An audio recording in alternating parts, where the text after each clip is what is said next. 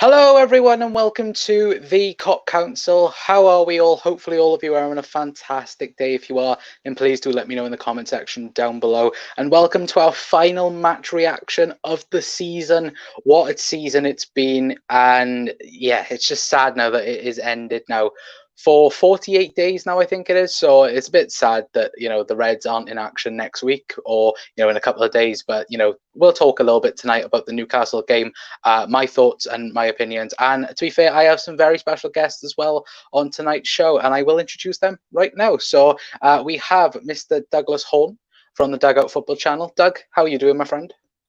I am on top of the world, mate. Absolutely on top of the world. 99 points. What a season it has been. We have taken 196 points out of the possible 228 on offer in the last two seasons. That is absolutely amazing. And just what a team. What a team we have.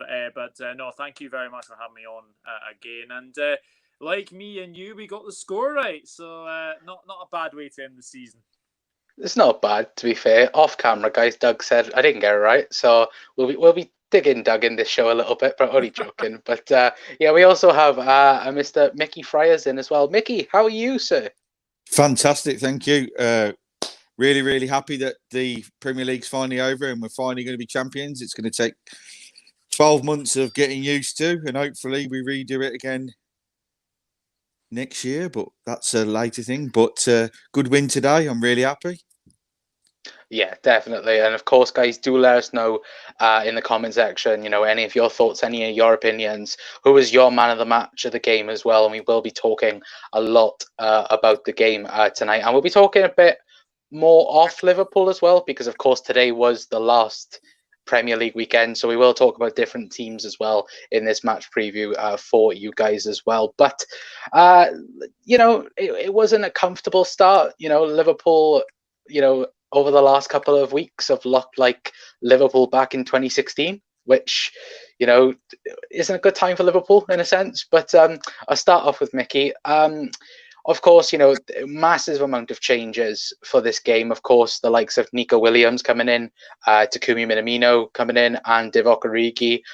And within 50 seconds, all of that gets undone. What was your reaction to Liverpool conceding straight away in 50 seconds? To be honest, mate, if somebody scores early against Liverpool, it doesn't really bother me in this current team because I know they're good enough to come back. It's when they score later on and there's only about 5 minutes to go when I start to worry. So I was pretty relaxed about it. I just thought it was a really, really cleverly taken free kick and a really, really great bit of running from Gale and he shot it in. So to me, it's a good goal. Bit shocking, but from that moment onwards, it was Liverpool all the way on.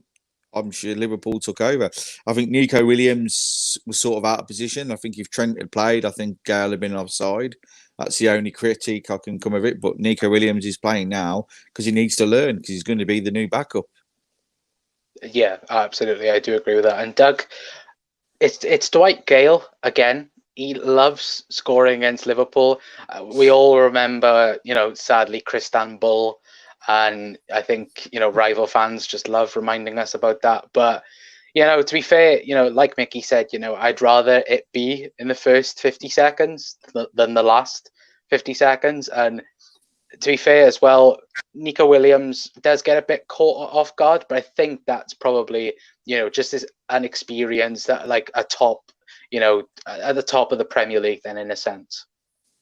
Yeah, I think we have to say this for sure that it was a bit of an experience, we have to say, but I have to say from watching Nico Williams develop into a very good right back, burst onto the scene earlier this season, and his debut was against Arsenal. It was very, very good. He was very, very good in that game as well. So it's good to see him get games. It really is good to see him get games. But yeah, he was caught out of position. But I'm not going to criticise the lad. He's only young anyway. But no, it was a very, very. I thought he played really, really well today. Apart from obviously being out of position for obviously that goal, but I thought he had a solid game at right back. And may this please go on, because he is proving to be a potential, backup to obviously Trent and potentially Robertson.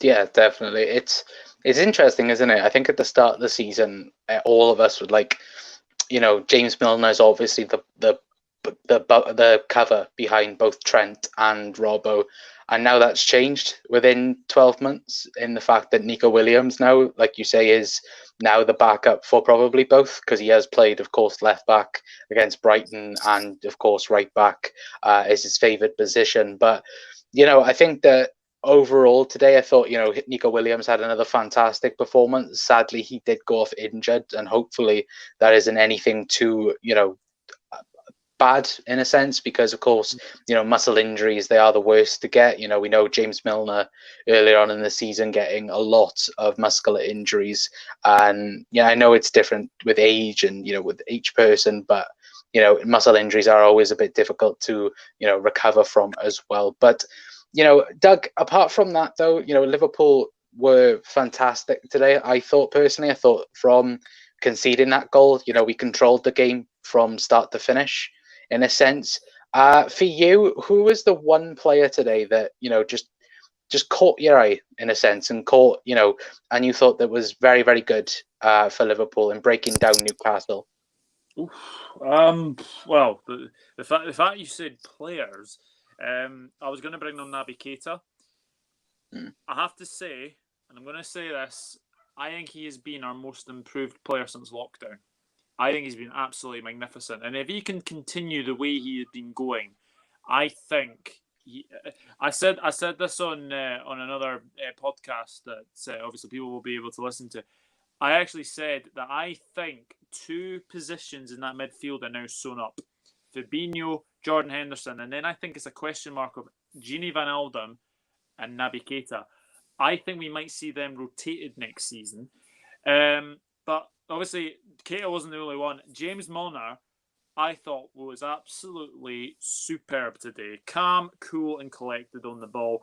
And I'm really hoping that he does stay at Liverpool. I know there's people obviously saying, he could go to Leeds, etc.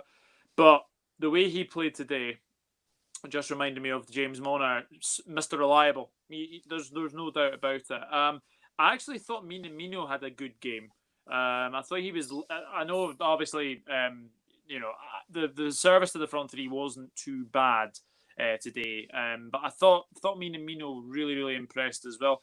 I have to say, Origi, like his goal as well. That may have been his last goal, and if it is, what a way to go out as well. So, I would say Milner, Keita, Origi, and Minamino were definitely the ones that really impressed today.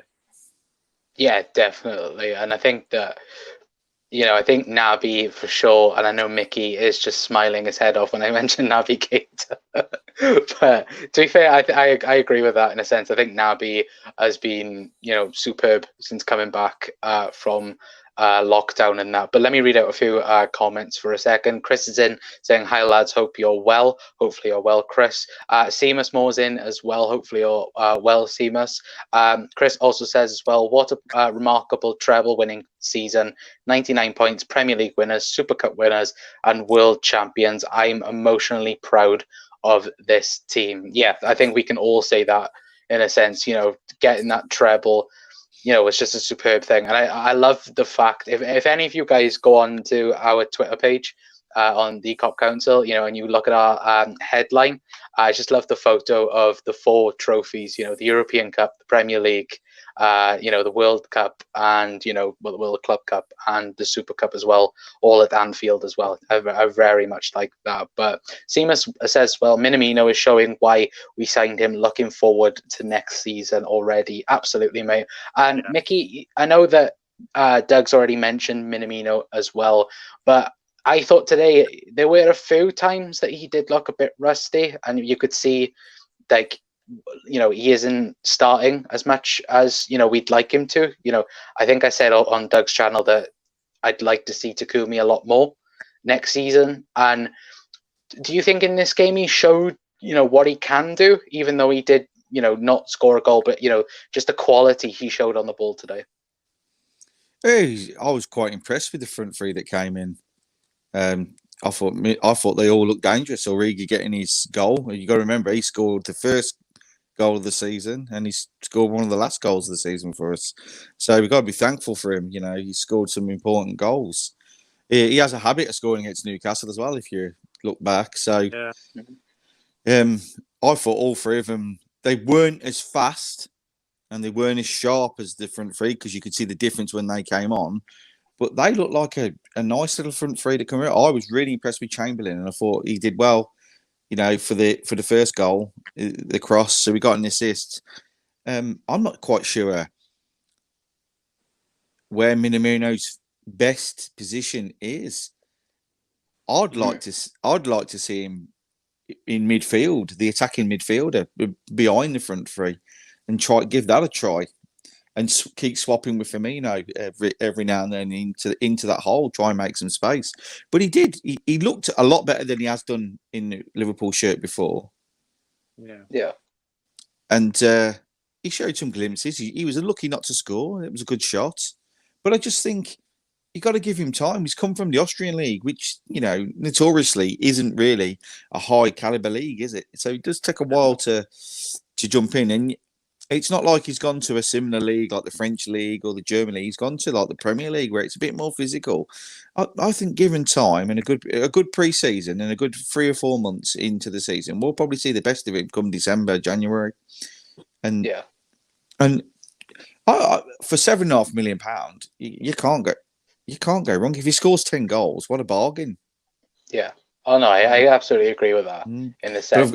But I've got to say today, I've been massively impressed with Naby Keita the last 3 or 4 games. Yes. He's actually showing me why we paid £50 million for him. What I would like to ask him is, where's he been for the last 2 years? Guys, it's finally happened. Mickey likes Naby Keita.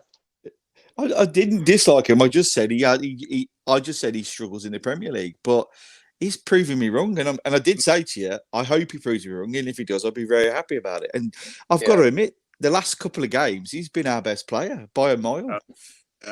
Naby lads, he's so. I think Chris might have said it, but the Naby lads, he's so good. He's so good. And guys, I've tried for 2 years to try and convince Mickey that he's a good player, and then it was like a couple of months ago that he said, you know, let him try and convince me, and he finally has. Get in, Naby. I love Naby lad, but go on. Let's just hope the same happens from Minamino. There's a lot of Liverpool fans calling him out and saying, you know, why be right? But for £7.5 million, you can't argue with it. It's the same as I don't believe there'll be many outgoings from Liverpool. I think Shaqiri, all the talk of Shaqiri, I think they're going to stay.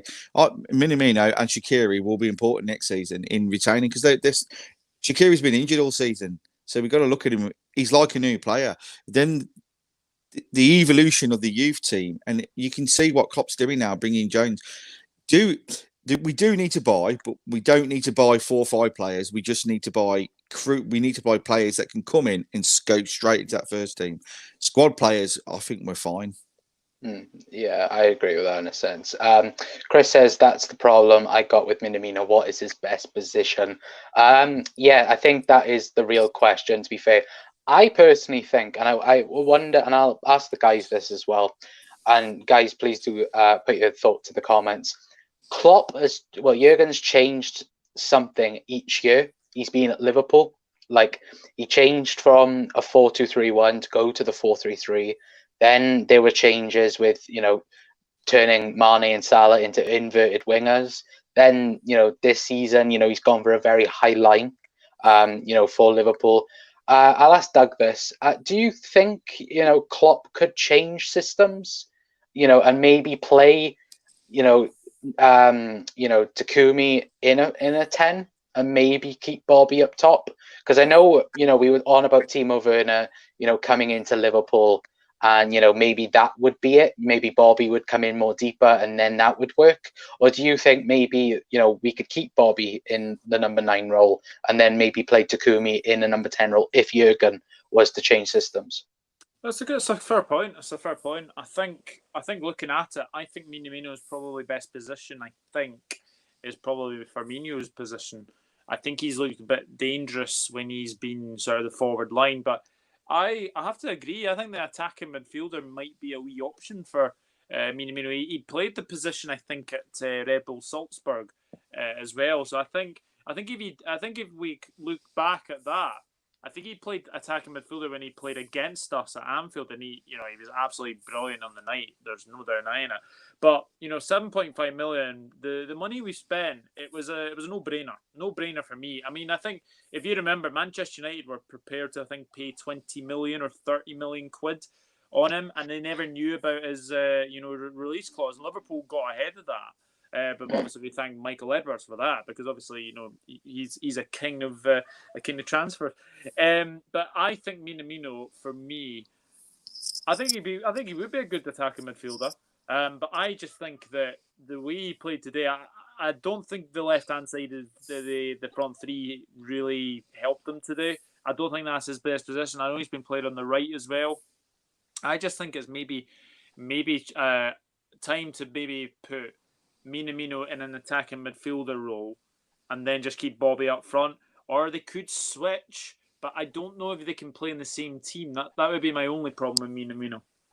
Yeah, definitely. And Mickey, I know that we've just said could Klopp change systems and that, but to go on what Doug said, I think that's a thing. I think I agree on the sense of both Bobby and Takumi, they can't play in the same system. If you guys remember back to, I believe it was Everton in the first game back, they both played and they just looked like they were running into each other all the time.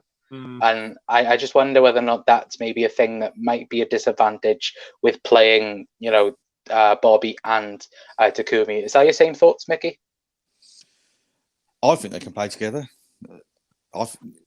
Good players can always play together and adapt. They just need to play in different positions. I think they play too close. Minamino is not a winger, so he was always coming inside. I think coming from a deeper role behind Bobby, I think he probably would look a little bit better. But my thought is on who we've been linked with a lot is Thiago. Now, Thiago's a totally player that we haven't got at the club, who likes to feed balls into the box through passes and whatever. So that says to me a little bit of a hint of Klopp's going to change the way we play a little bit more. So we're a bit more unpredictable. So to me, the runners from midfield, like Ox, like Minamino, may become more important next season. Because Thiago's a deep line midfielder that likes to spray the ball around, but he's basically an Iniesta kind of player, and he was brought up in the school at Barcelona of that kind of player. So he's been in and out of the Bayern Munich side, but they do play a little bit more different when he's in the side. I've done a little bit of homework on it, and but my only problem is if we do buy him, I think 30 million is a lot for a 29-year-old, and he's also injury prone.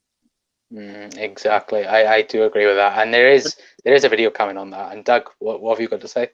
Can I just say to the commentator, I can't remember his name. He kept calling him Mina. It's Minamino, you absolute plonker. Minamino, not Mina. That's just a proper commentary thing, though. It's like what they do with Bobby.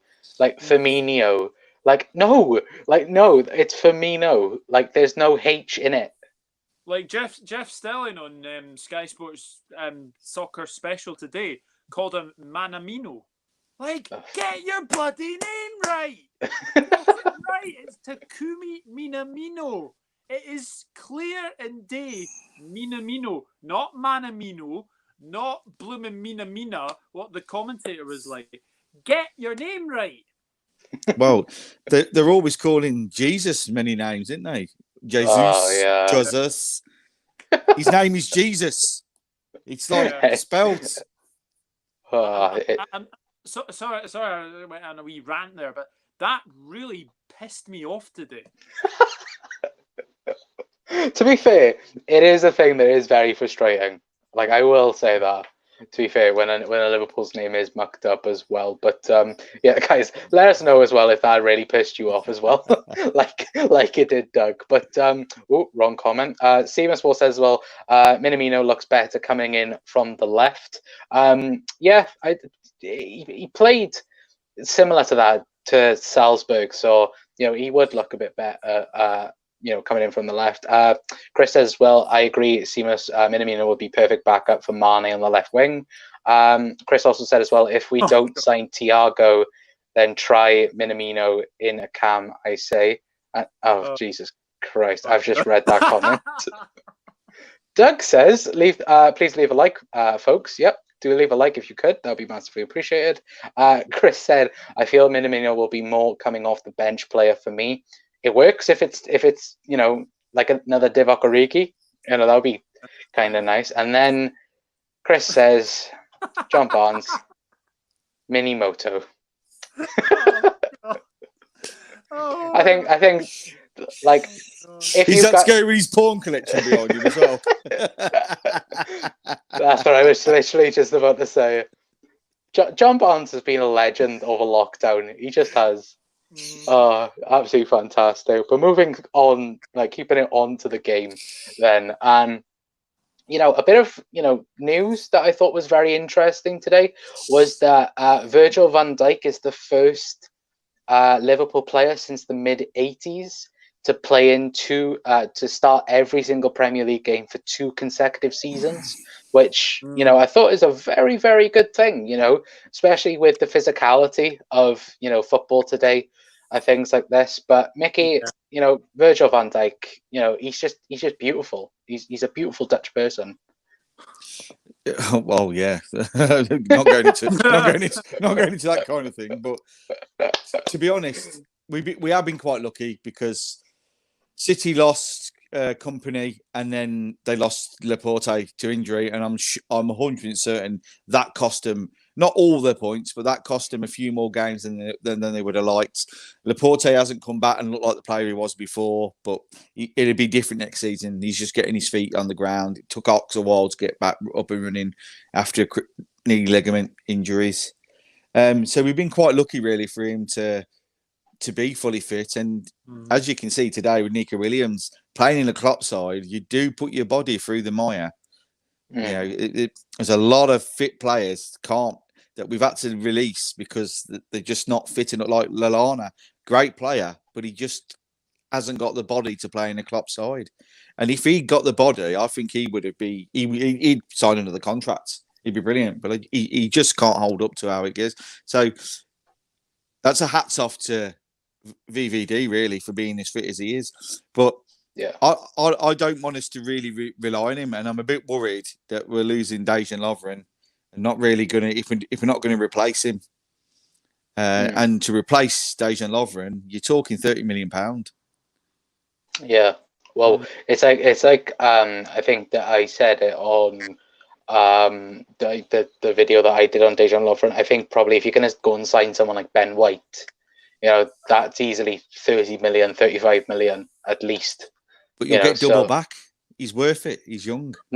Yeah, I know he is. It might be a wee like a thing to maybe get like a Ragnar Klavan kind of player, like just someone in for like a couple of seasons and then like see what happens. But Virgil van Dijk has the most passes made in the Premier League this season as well. So that's another wee stat you can put onto our big man Virg. But yeah, obviously got the goal today. I think that's his 5th goal this season, which is very, very good as well. But yeah, you know what, Virgil van Dijk, I'm not surprised he's played every single minute in the Premier League. Not surprised at all.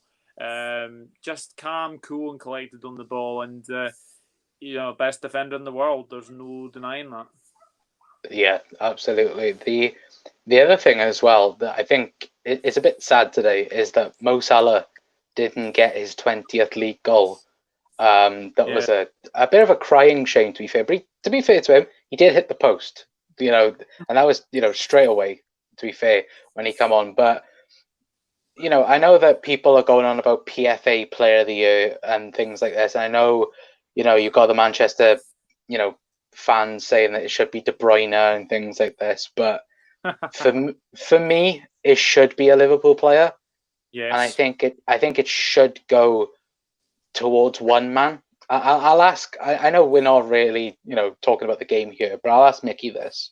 I know that I just said Liverpool player. Who would be your PFA player of the year? Jordan Henderson, because he's the man galvanised the team. I see the Man City stats that De Bruyne's got this assists and goals, yeah, but De Bruyne doesn't take the game by the scruff of his neck, doesn't manage a team. Now, to me, and I'll tell you why De Bruyne shouldn't win it, for his own high standards. Now, let me reiterate this now. Kevin De Bruyne is one of the best players in the world. He's one of the best players ever in the Premier League. And if he signed for Liverpool tomorrow, I would be really happy because we would be unbeatable, yeah, because he would be top dollar, yeah. But for his own high standards, last season, he may have had more assists and whatever. He may have got a new record or whatever.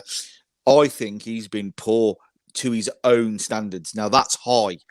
Doesn't mean he's a poor player. So, to me, he's not been as good as he was last 2 years. So, how can he win it? I don't get the argument. I don't get the argument. Your player of the year is somebody that's gone through the motions and then all of a sudden that year stepped up. Yeah. But on that, if they want him to win the player of the year, let him win it. Because listen, a couple of years ago, Mo Salah was by far the best player in the Premier League. He won the player of the year title. Liverpool won nothing. I want team medals. I want cups. I want trophies. I don't give a shit about golden boot, golden glove. It all helps to go towards it. All I want at the end of every season is a tour bus with 2 or 3 cups. And that's what I want. To be fair, like we could end up getting that, by fingers crossed September, because that's apparently the rumor date for the parade at the minute. I think it's a bit too soon. September, middle of September, is apparently the rumor date that it could happen. It's not definitely. It's not in the books yet, but it's a rumor. So I think that might put it back. Yeah, exactly. I do think it's going to get put back as well. But they're thinking of putting crowds in October. I've been hearing today. Yeah. It's one of these things as well, like, because we don't know, because people were going about transfers as well, and that Liverpool need to add to the squad, which I do think they need to do.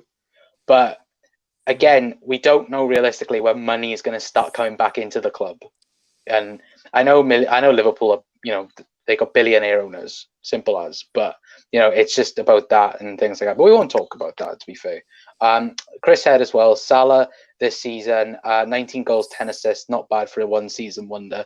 Yeah, it's not that bad. Yeah, it's just a casual, Premier League medal, Champions League medal, Club World Cup medal, and Super Cup medal. It's nice, isn't it? Chris also said between Henderson and Mane for Player of the Year. Yeah, I would agree with that. Doug, is it Hendo for you? It's between Henderson and Mane. I don't care what Mr. Guardiola, who is living rent free inside, like Liverpool are living rent free inside his head, because basically he is one of the most salty bastards I think I've ever. The thing is, right? Why did he have to come out with that thing yesterday? Or the day before, saying that Liverpool, Man City players do not get them because Liverpool the champions. So that's probably a really bad Guardiola impersonation. But no, for me, it's between Henderson and Mane. It has to be a Liverpool player. It has to be a Liverpool player. Oh, okay. So if it's no Liverpool player, yes, De Bruyne would be probably up there to probably get it. No one else in City has been good. I think De Bruyne has been very, very good. I know obviously Aguero's been injured, etc. I suppose you could give it to Bruno Fernandes, who's only been here 4 or 5 months. I mean, yeah, come on, give me a break, or give it to the Watford owner for sacking 3 or 4 managers this season. Joking, and then wonder why they go down. Yeah. And, good riddance. Bye. But no, for me, it's definitely between Henderson and Mane. I think Henderson will get it, though. I do think Henderson will get it. Yeah, I agree. For me, it's Henderson. For me, I think as well that it's like when Mo Salah won it, he was the best player in the league for that season and scoring, what was it, 32 goals in the Premier League, breaking the record and getting 44 goals for Liverpool in that season in all competitions. That is crazy numbers. That's Messi numbers, just plain and simple. And I think, last year as well, Virgil van Dijk probably having the best season, well, a best season for a centre back, probably ever, in terms of numbers and things like that. So Guardiola can just shut up, can't he? And just, as Mickey was showing us, just shout twice every time. Twice. Twice. Exactly. Yes, it was handed twice. Once by Silva. I can't salty, wait, man. City fans are salty. I can't wait for next season until they come up with another excuse. Can I just say though, obviously, a wonderful footballer has obviously bowed out of the Premier League today. David Silva, I have to say, he has been an absolute joy to watch, and he will be thoroughly missed in the Premier League. He's been an absolute wonderful player to watch. And the thing I get with David Silva is, I know we're going really, really off topic here, but well, obviously on the Man City thing, but you won't get a rival fan or saying anything that David Silva is not a very likable person. David Silva is a very, very likable person, very, very likable footballer as well. He has been a breath of fresh air since he came to the Premier League, so he is going to be a big, big miss. Yeah, definitely. And yeah, he's been such a good player for Man City. Even as rival fans, you can just see the quality of David Silva. And yeah, it's going to be a real shame to not see him in the Premier League, but he's going to leave with knowing that Liverpool are Premier League champions, so happy days. But gotta leave the little dig in there. But Chris says as well, Bruno penalties. Oh, for God's sake, don't even start. Well, you know he's played the season at United, didn't you? Yeah. Some guy, some guy at Stockley Park. He's the I like that. Mate, how that was giving a penalty today, I never know. They got the ball. Yeah. just like, I just don't get. If Man United go down in the box, whether it's a penalty or not, they're going to get it for VAR. They are going to get it. But VAR this season towards Manchester United has just been ridiculous. This is moving away from the match reaction. We will talk a little bit more about the game later on. But to be fair, I remember early on in the season when we played them at Old Trafford and their goal was a foul on Origi. And 100%. It just wasn't given. And it's just like, and they call us like live our VAR. Like shut up. Shut the fuck up. We've had the least amount of VAR decisions in the top 6. Yeah, I know. It's ridiculous. Man City have had more than us now. It's so bad. And they've had 14 penalties this season. That's a record of 14 penalties. Yeah. And some people will call friggin' like Paul Pogba a world-class scoring, midfielder. He can't even score a fucking penalty. Oh, hang on. Who was the referee in the Manchester United match at Old Trafford? Who was the referee today for Leicester City United? Martin Atkinson. Yeah. Yeah. Enough said. Yeah, he's shocking. But, we did say we would talk a little bit off Liverpool, to be fair. And I know that Bayer, if he's in here, will be very angry at us for talking about it. But I know that we call certain teams bottlers. But for me, I think Leicester are the bottlers of this season. Yes. How do you go from second place at the start of the year with a 6-point advantage over Man City and then finish 5th? Yeah. Like, Mickey, do you even get the thing that, how on earth have they mucked up top 4 and allowed Manchester United to get it? I have no idea.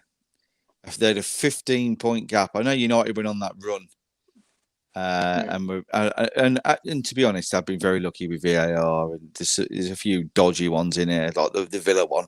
Fernandes should have been sent off for stamping, not not get a penalty for it. So, but that's a failure in a VAR, which we can talk about that if you want, because I think VAR is a massive failure. But going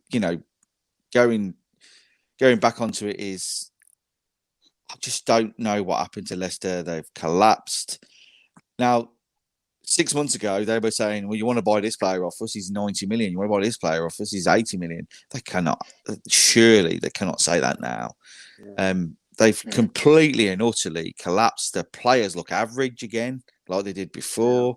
I don't understand what's happened there, but that's sort of Brendan Rodgers all over. He starts off well. He does brilliant. He goes on a run and you think, God, there's something going on here. And then mediocre for the next 6 months. And that's exactly what happened to him at Liverpool. He went on that run. We nearly won the Premier League. And then after that, it was like it is now there. Games, I just don't get what's going on. They should have smashed United today. They were they had the more possession, whatever. And boy, hold your head in shame, bro. Your team are the biggest bottlers in this Premier League season. Probably the biggest bottlers of all time. A 15-point gap. And you've allowed United into the Champions League. And I will never forgive you for that, bro. Never forgive you for that. Because United are and I won't swear, United are the worst side. Do it. Just do it. Just feel full emotion. United are the shittest side to qualify for the Champions League ever. And they will get found out and smashed next season. Because even if they buy Jordan Sancho, I just think they're shockingly shit. I think Pogba is so overrated. He was shocking again today. Rubbish. If it wasn't for Fernandes, who would they be? He's the only player in their side I would look at and go, I like him. I think I'll have him at Liverpool. He's the only player.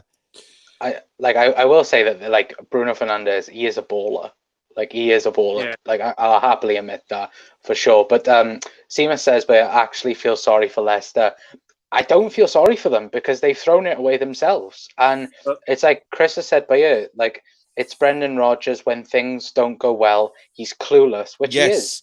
Agree. Yeah. Because sorry, Doug. Cast your mind back to the 26th of December, 2019.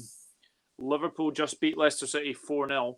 Since that day, Leicester City have taken 23 points from a possible 57. The last 19 league games on offer, Leicester City have taken 23 points out of 57. That is relegation form. That is relegation form. They have been absolutely shocking. I don't know what's happened. Injuries aside, you can obviously say Soyuncu's been a big miss, but you know that what he did at Bournemouth was absolutely ridiculous as well. But yeah, 23 points from a possible 57 on offer. That is definitely relegation form, and so just since the restart, they've just not been the same side. Are they missing their fans? I think they are probably one of the few teams I think that are missing their fans. I think they're much better with their fans. I don't think they've been anywhere near what we've expected to see of Leicester anyway.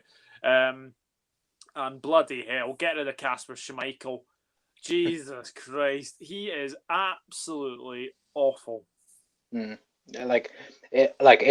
Obviously we've talked to Bayer plenty of times off camera, and he has said plenty of times that he think it's time for Kasper Schmeichel to be gone now from the number one role. And I personally hope that Danny Ward gets an opportunity now at Leicester. You know, obviously being a former Liverpool player and that as well. But Chris has said by VAR is run by a bunch of newborn babies crawling on all over the buttons. Don't know what they're doing. It took them 2 minutes. 2 minutes today. 2 minutes, and you could clearly see from the picture that he was onside. So bad. I was 2 minutes. I honestly thought that my phone was frozen because it just took so long.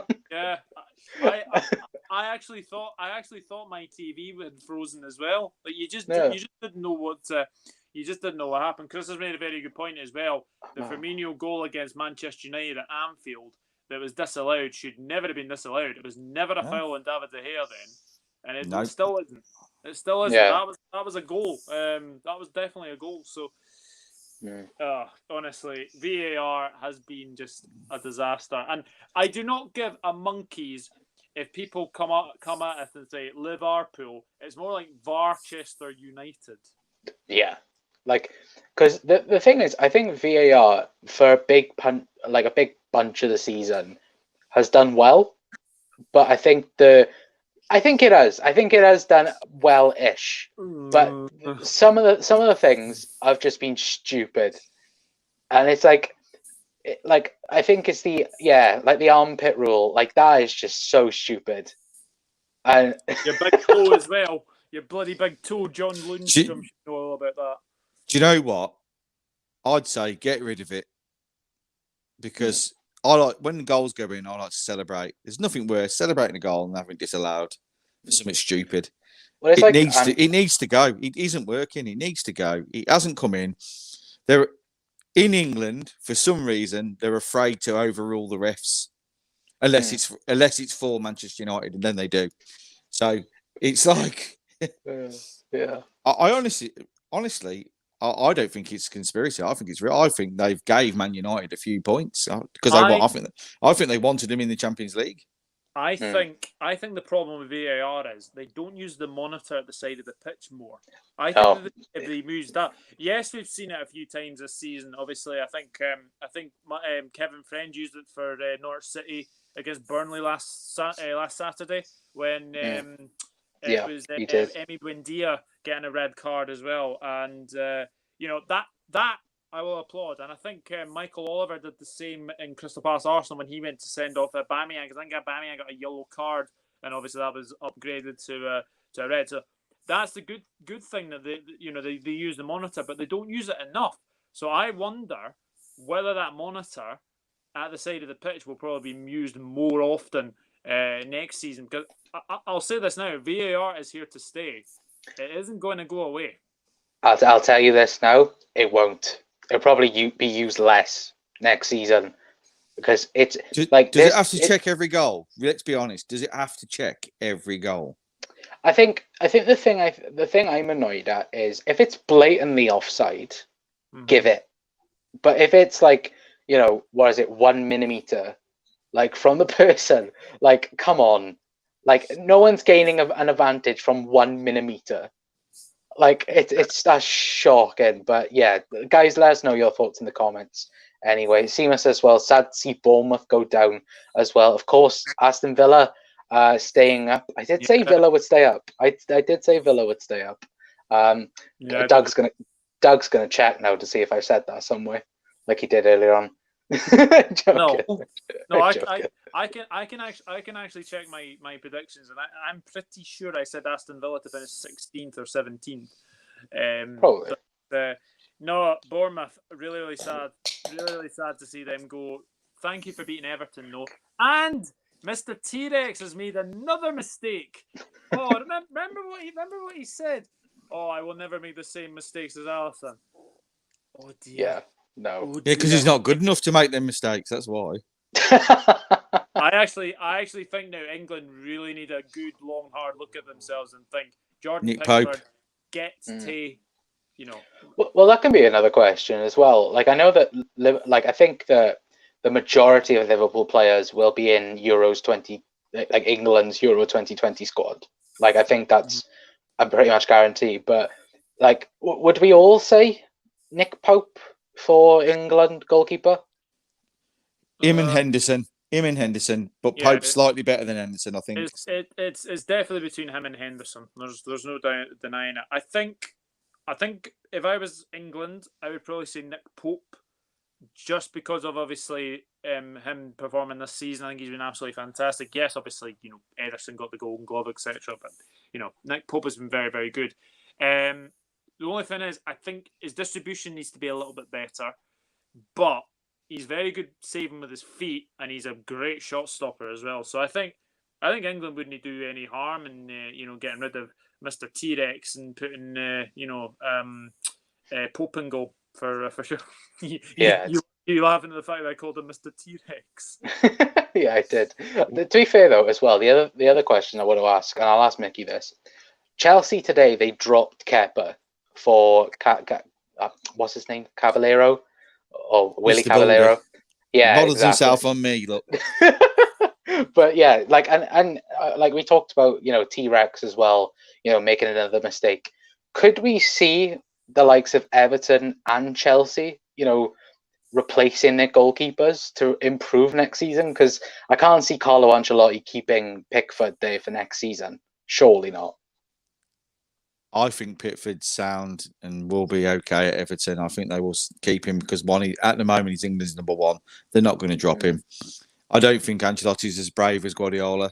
Because Guardiola dropped England's number one. If you remember when he first come to City, I don't think Everton have got the financial muscle to replace Pickford. At the moment, I think in the future it may change, but to me, this is what I was going to mention this, but now you mentioned Chelsea. I've got a feeling Chelsea will go all out to buy Nick Pope. Wow. Not all black. Well, if they're going to bring in Harvards, they ain't going to bring in Oblak because they ain't got the money. Yeah, but the question is, are they going to get Havertz? That's the thing. I think it's a done. I think it's virtually a done deal, but that's looking into it. But we don't know till it happens. But I've got a funny feeling Nick Pope could end up at Chelsea. Well, it'd be a fantastic move for him because then I think he will definitely then be Chelsea's number one. Not Chelsea's number one, England's number one. Then because he's at the top club level. Then so yeah, I do think that that would be interesting for Nick Pope for sure, at least anyway. But guys, let us know in the comments. I can see if you talking right now. Chris says Pope more experience. I think that was over Henderson. Seaman Small says, well, Pope for England number one. For me, Henderson second. Yeah, I would agree with that. I think most people agree with that. Yeah, I think that's pretty much sorted there. Apart from the England manager. Yeah. The one person it actually matters to, it doesn't make sense. I now think that Kepa's career at Chelsea's over. I think you looked at the Chelsea players the other night, like shouting him out. I think he is. I think his career is over at Chelsea. The one thing I did like about today, though, is that obviously remember Lampard took all his front three off in the 64th minute against Liverpool the other night. Klopp did the same thing in the 64th minute against Newcastle today. Yeah, it is a bit weird. Like, yeah, to be fair, it is a bit weird, but to be fair, I think it was time to put them on. It's like unleash the beasts. It's like when Liverpool are a bit. Well, it's like unleash them, and then they just go and score. But Mo said, "I hope Shaqiri stays." Though, I hope Shaq stays. I like Shaqiri. Chelsea will get a keeper surely. They need to if they want to compete with us next season, for sure. Seems I read somewhere last week about Chelsea looking at All Black, but probably just rumours. I think that they have looked at him quite a lot over the last couple of weeks, and well, Mo said Jan Oblak will be at some insane price. Yeah, he's definitely going to be 80 million, at least 90 million, probably. I think he's higher. He's got a 175 million buyout clause in his Atletico Madrid contract, which I think is just. It's got 4 years left, so yeah. So that you're already like looking at that, and it could be more. But wait, hang on a minute. Chris just put, will Kepa leave though, as he thinks he's in charge? Probably not. It's just mind game. It's just mind games. One question I wanted to ask you both. Now, obviously, with the season ending today, do we think any managers will lose their jobs? The new Watford manager. He'll take over, sign one player, and then they'll sack him.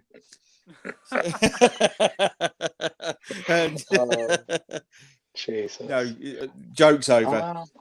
Who do I think's most in danger? West Ham, David Moyes. Maybe No, if there's a better manager out there, but there isn't really, is there? he's kept him up twice now. I think Farke will leave at Norwich. Because if you look at his body language, he looks like he's a man that's like. If we're saying that, then Eddie Howe will leave. Yeah, I don't think he'll get sacked. But what I do think, if there's like another like Premier League club that gets rid of their manager, then I think he might move on. Sean Dyche, I'm not sure about him. I think he could leave Burnley. There is talk that obviously I think he's having problems, isn't he? Yeah, there is big problems. Someone's just tweeted me to say Casper is a legend. Yeah, but is that Bayer? No, it's not. Brendan Rodgers. It's interesting, but I think his job is. Do you know what? Sean Dyche would be the perfect Leicester manager. Hang on a minute. Like I think that Chris has got the perfect answer by Steve Bruce. If Newcastle takeover happens, I think he's done a really good job, Steve Bruce. I think he was written off at the start of the season, and for Newcastle to finish third, he's doomed.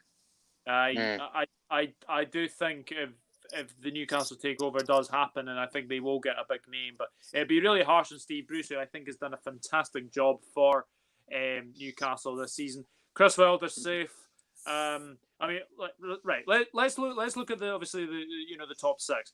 Liverpool, Klopp, safe. Guardiola, City, safe. Ole, Man United, now safe. Sadly, because they got bloody Champions League. Lampard, safe.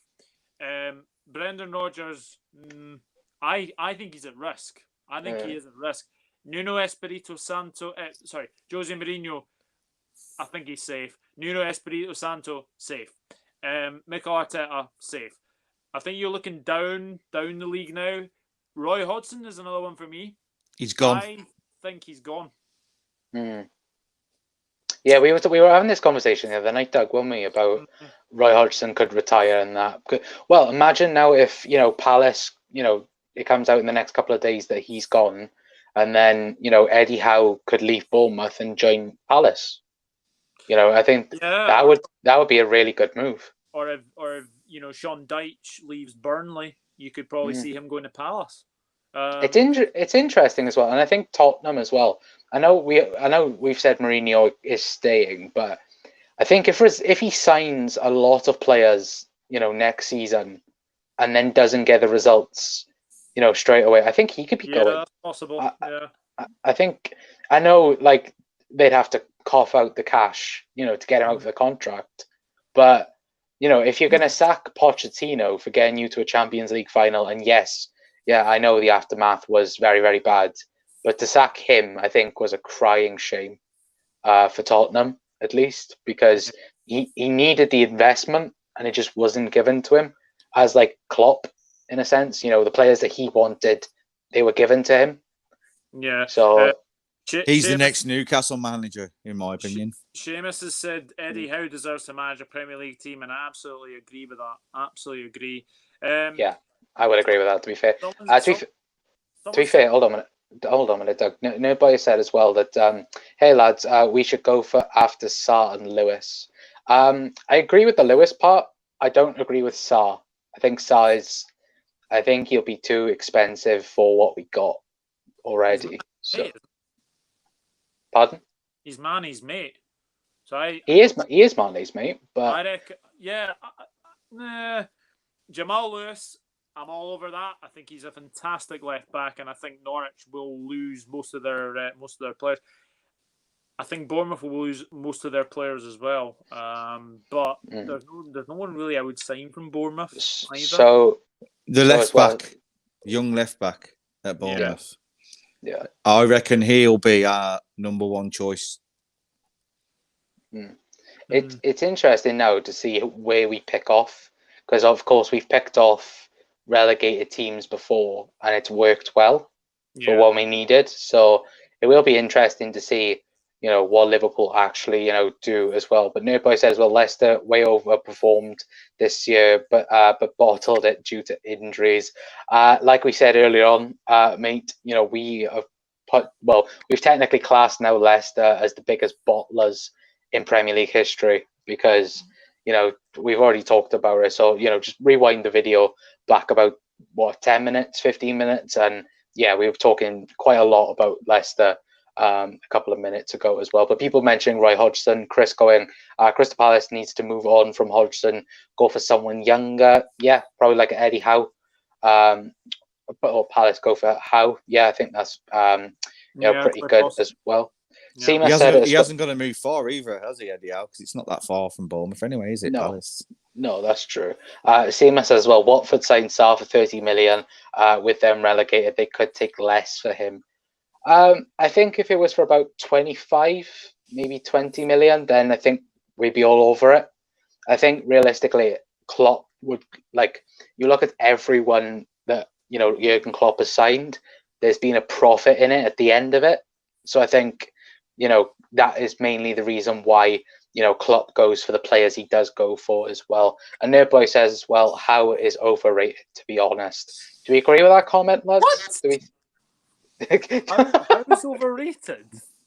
To get Bournemouth in the Premier League in the first place was Eddie brilliant Howe job. done a magnificent job at Bournemouth. He is not overrated. I think he'll do a good job where if he does move on from Bournemouth. I do worry though for Bournemouth next season. I think they're not going to be one of those teams. I don't think that's going to be maybe challenging next season. But you know what? They've been a breath of fresh air in the Premier League. They've been an absolute breath of fresh air in the Premier League. And I am sad to see them go. But I think injuries took their toll this season. And I think they were one of the few teams to not really do very well on after the restart as well. So it's a shame. It is a shame to see Bournemouth go, but I do think that some of their players will be picked up really, really quickly. I'm thinking of Ramsdale, the goalkeeper. I think he could be picked up. He's a decent goalkeeper. He reminds me of, I don't want to say it, but he reminds me of Pickford quite a lot in the sense that he looks good and then other parts he just looks clueless. I think that's just my opinion. I think Ramsdale's better than Pickford though. Oh yeah, he probably is, but I just think he looks like he looks like them. To be fair, not a top 10 plus club. Nerdboy said so. Very interesting for that. Marianne said Solanke from Bournemouth. Anyone? No, thank you. No, thank you. That ship has sailed. I'll tell you, the only player I would buy, obviously we're going to get Harry Wilson back, but the only player I would buy is Wilson.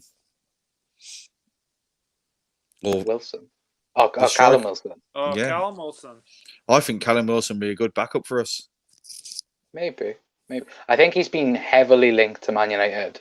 I think. I heard that, yeah. Man United, Spurs. Are they not going to sign the Monty Nacho? Jesus Christ. Well, Siva says, well, and to keep Bournemouth in the Premier League as long as he did as well. Yeah, Eddie Howe's been, fantastic.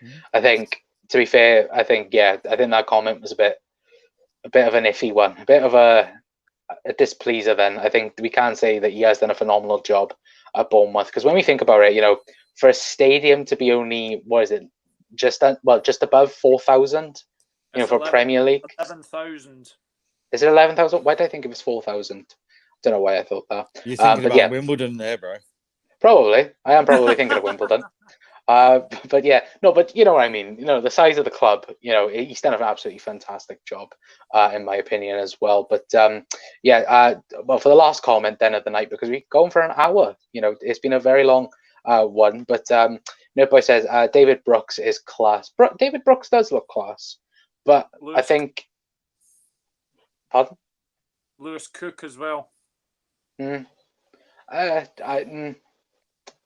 think he's a bit a bit of a meh signing if anyone was to get him, but that's my opinion anyway. But yeah, thank you to everyone. Then this is the ending of our match reaction show towards Liverpool. We've spoken about the game a little bit, and then we've gone off topic. So but to be fair, I think we covered practically the basis of tonight's game. It was a fantastic ending to a fantastic season. And, I just think, Liverpool this season, for the hardest season ever in English history, in football history, really, it's been, a phenomenal season for Liverpool. And we've been able to, show our class in winning the Premier League for the first time in 30 years. But Mickey, have you got anything else to say before we head off? Just a shout out to one of the Blue Stripe players retired today, Leighton Baines, the defender with the most assists in Premier League history.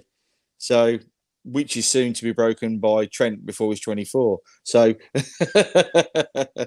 no, big shout out to him. I think he's been an important player for him, and I think he's a quality player, and he will be missed, same as David Silva. That's all I want to shout out. Them two will be missed. Yeah, exactly. And also as well, where can we find you on the socials, Mickey? mfriars50 on Twitter or Mickey Friars on Facebook. There we go. And his link goes to me. I said that wrong then. Mickey's links will be in the video description as well, as always. And Doug, anything else that you have to say? And where can we find you on the socials as well, mate? Well, you can find my Twitter there, Enrod1992. Come and follow me on the Dugout Football channel. It's not there. Closing in on 400 subscribers as well, so obviously come and find me there. Also, follow me on Instagram at Douglas.Horn, or you'll find me on Facebook at Douglas James Horn. But thank you very much for having me on again, and I'll get you back on as soon as I can. Yeah, absolutely, mate. And thank you to everyone as well that has tuned in to this long match reaction. It's the last match reaction of the season, so we thought we'll just bring a nice chill atmosphere. And I could tell with the lads' reaction, it hasn't gone down well. It's sad that it is the last one of the season, but like I said, absolutely fantastic season. Mo said by 99 points, incredible. It's been absolutely incredible. It's been a phenomenal season, and may this, dominant era now of Liverpool continue. And I hope to God that next season we can start off like we did this season and kick on and win number 20 next season. How nice would that be? Number 20 coming home to Anfield. But till next time, guys, that is going to be it from us. I've been Connor from the Cop Council. That has been Mickey. That has been Doug. And we will all see you in a bit. Ta-ra, Reds. But I know next season.